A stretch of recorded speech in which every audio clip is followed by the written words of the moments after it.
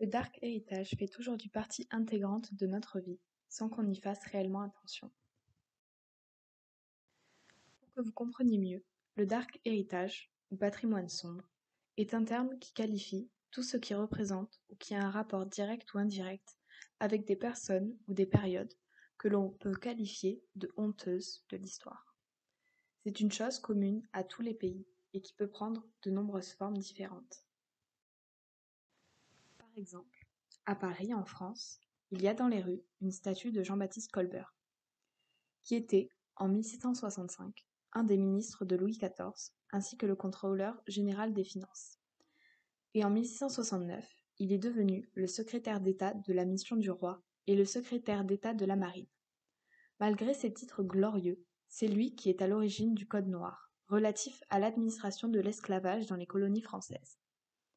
Alors qu'à l'époque, c'était des mesures respectées et Jean-Baptiste Colbert était un personnage d'honneur, de nos jours, il est considéré comme un homme raciste qui est à l'origine de lois oppressives à l'encontre du peuple noir.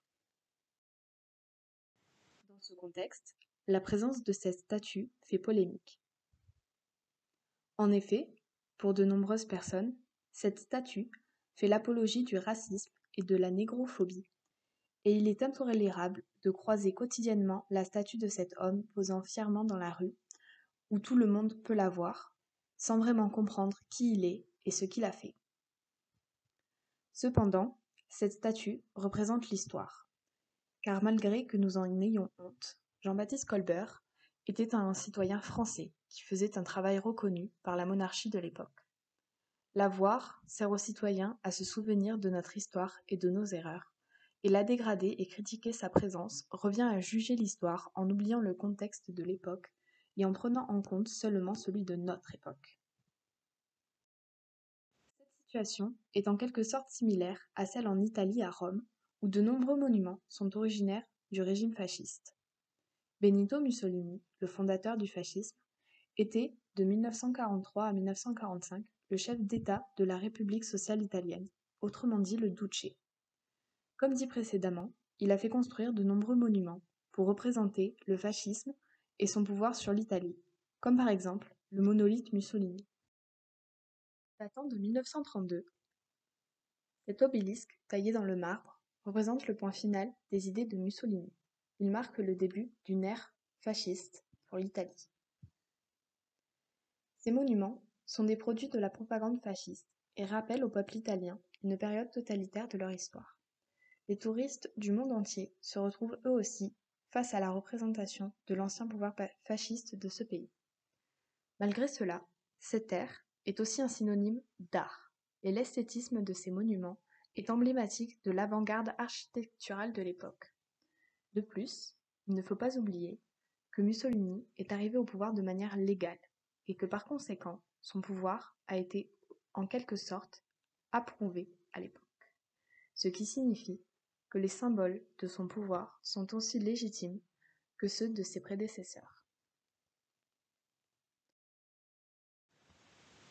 En plus du rappel gênant de l'histoire sombre de tous ces pays, le dark héritage emmène en plus un nouveau phénomène, le dark tourisme.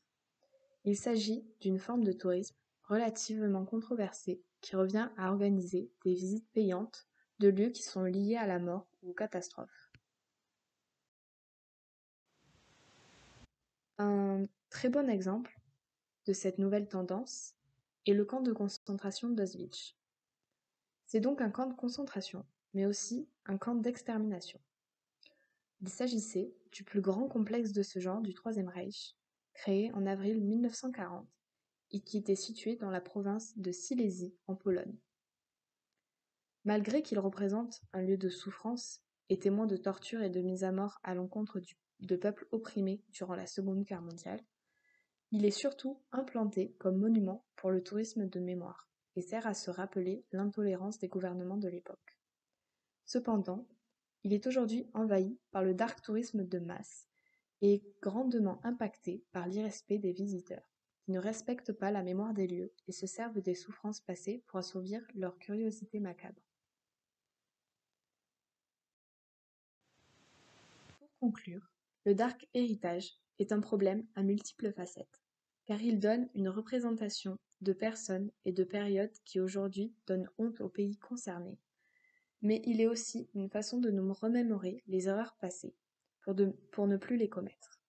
Cependant, il fait aussi naître la curiosité macabre de certaines personnes qui viennent observer des lieux de mémoire gênants, non pas dans le but de se recueillir ou de se remémorer l'histoire, mais bien dans un but voyeuriste des souffrances de certains peuples.